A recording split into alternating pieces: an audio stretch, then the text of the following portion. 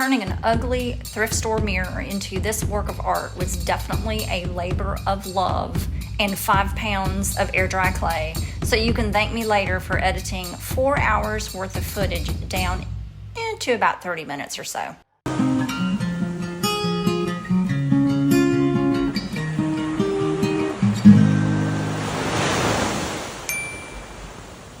I started out by flipping it over, removing the cardboard backing, and then very carefully removing the glass. Then took it outside and gave it a couple of coats of my homemade chalk paint. Now, I don't have a specific recipe for my chalk paint, but you can go to Our Upcycled Life on YouTube, and she has a lot of great recipes and ideas. So now I'm just using tacky glue around the edges and putting the glass back in, and then putting the cardboard insert back into the back and just securing the little staples. I used Crayola air dry clay for the first time. It was a little bit cheaper on Amazon. I thought I would give it a try. It's really soft. It's easy to work with. It's not sticky. I was a little apprehensive about how durable it would be, but you know what? I'm going to give it a try. Normally I use DAS, but I ran out and I just thought I would try the Crayola, see if it would, work any better. I'm using a variety of molds. The blue molds are the molds that I made with the Let's Resin silicone putty, and it's a little bit stiff. It's not really rubbery, it's more like plastic. This white mold is one that I made with Let's Resin liquid silicone, a 2-part silicone. I really like this. Not necessarily this mold. I think it's a little ugly, and the blue one's ugly too. But I mean, it works. It works for its purpose. The white mold is a little bit thicker, and it's super heavy. I could probably sling it across the room and knock somebody out with it, but don't want to do that. So the reason I'm using these molds because for the corner anchors, is I wanted bigger pieces at the bottom of my, what are we going to call this? My mirror sculpture. But yeah, I wanted to use the bigger starfish and the bigger things as the base, all the way around the mirror. I want to build from large to small. So that's why I'm using these bigger pieces, and I'm wrapping the arms of the starfish around the mirror so they kind of hang over the side. I remembered I needed to use glue, so I got my Mod Podge out. So this is the first layer. The first layer overlapping not only the edge, like the outside edge of the mirror, but also you see me overlapping onto the mirror itself. So I'm not just putting these molded clay pieces on the mirror frame, but they're kind of overlapping onto the mirror. And then the more I add, the more they overlap onto the mirror itself. This mold here is probably my favorite one that I made myself using the silicone putty. It's it's one of those sand dollars that's not flat. It's almost looks like a sea urchin, but it's not a sea urchin. Oh, that gives me an idea. I could make a mold out of a sea urchin. I think I have one, but I don't want to break it. But I had found this really cool sand dollar on one of my beach trips. I was really afraid that if I used the silicone putty on it that I would end up breaking it.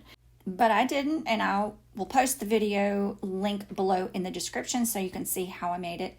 Now I'm using a few other molds that I've purchased on Amazon, and I have links to those as well. So the pink molds, they're the seahorse and the sea turtle I bought on Amazon, and then the white silicone mold is one that I also bought on Amazon. So this will give me the second layer of the mirror, which will be then using smaller molds to just build up those layers. This was definitely time consuming and a little bit frustrating for some of these smaller molds that the clay just wouldn't stick into, because I'm not really an expert at working with air dry clay, but at least this was a learning process for me. I can chalk it up to that. And honestly, it was very therapeutic too. It was just really fun to learn and create this beautiful piece. And I really, really had fun with it. The little tiny molds, now I have to admit, the two pink molds, the sea turtle and then the seahorse, those are actually resin keychain molds, believe it or not. Now they have the little loop, like the loop at the top where you can put a jump ring and then a keychain ring. And what I did, I just kind of, as I demolded the mold, I just took my fingers and plugged up the hole. I mean, they work. And these are, really great molds to work with. Oh, you know what I forgot to mention? I do use cornstarch with a little makeup brush. That's what you're seeing me dust in there. It's not flour or anything, but it's cornstarch. And that helps the clay release a little bit better out of the mold. All right, so the pink molds and then the seahorse mold right here, these are pretty much the start of the second layer of the mirror. So that's the start of the second layer. Really, really love the seahorse mold. I use it for resin all the time. I made more of these little molds than anything else because these little ones, not the pink ones, but the little mold to the right, these little tiny ones I definitely made more of these than anything else because these are really good in little tiny spots where I need to fill a gap. And my goal was to try to cover the whole wooden part of the mirror frame. And now I didn't get there, obviously, but that was my goal, is to cover all those little tiny gaps. And so these little molds really, really helped to fill those gaps. Then eventually I got to the point where I was only needing the little small molds. So I just made a bunch of those and stuck them where I had gaps. And there were a lot of gaps, but I was trying to create, like I said, like I've been saying, I was just creating those different layers and different textures and really creating that depth that I wanted. So probably, I'm going to guess I probably have 3 layers, and in some areas, maybe even 4 layers. Now, this first part of this build where I'm making all these molds, I am not going to lie, y'all, it took me 2 hours. 2 hours. So aren't you glad now that I'm fast forwarding and doing a voiceover? That would be a long freaking video. Who is going to watch 2 hours of video? All total, though, I filmed, I think, a total of 4 hours between the whole thing. I did set this aside for a few days to let it completely dry, and now I need to seal it. And what I did was, I don't have a recipe, and I completely eyeballed it, but I mixed Mod Podge and water in about a 1-to-1 ratio, and then I added about, I'm going to guess, a 1/4 cup of the plaster of Paris, sort of the same ratio that you would use to make chalk paint. Now, I don't know if that was the right thing to do or not, but I thought it would not hurt to add plaster of Paris to strengthen that Mod Podge mix. Now, I've used Mod Podge and water before to anchor glass. If you follow the Crazy Glass Lady, she uses Mod Podge and water all the time in her glass artwork. So it wouldn't hurt to add plaster of Paris. And you know what? It was actually a perfect ratio. It ended up being a 4-part Mod Podge water mix ratio to 1 part plaster of Paris. Now, because the mixture was really thin, as I was brushing it on, it was running onto the mirror, but I'm just taking a paper towel, wiping it up, no big deal there. While the Mod Podge mixture was still wet, I added yet another layer. I think these are vase fillers. I got these at the Dollar Tree. They're either vase fillers or maybe they're aquarium rocks. I don't know. I thought about using baby blue. I have some baby blue, but I really just wanted the monochromatic white look. So I'm using these white rocks, and I'm not adding them on top. I'm actually adding them in the gaps.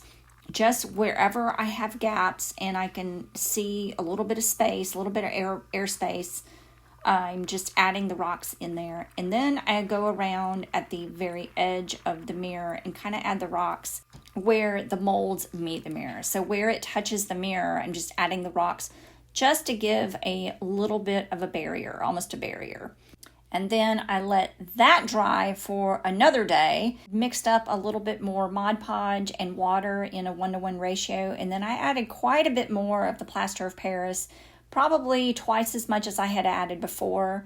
But I wanted a harder seal on it. So I just wanted it to be, as strong as possible. So I am spooning it on with a silicone spoon that I have. I bought it at the Dollar Tree just to get into all those cracks and crevices. I didn't want to brush it on because some of the rocks were still a little bit loose and I did not want to dislodge them. So just using my spoon, making sure everything is covered, and then getting out every little bit that I can.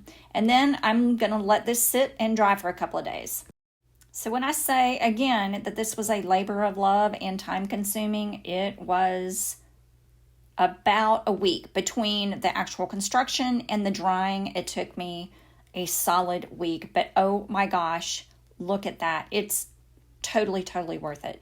Now, I did kind of toy around with the idea of brushing on some mica powder, brushing on some color, but I think I want to leave this one just like it is. It's gorgeous like it is. Obviously, I need to clean it. So that is what we're going to do right now with a straight razor and scrape off all of that gunk.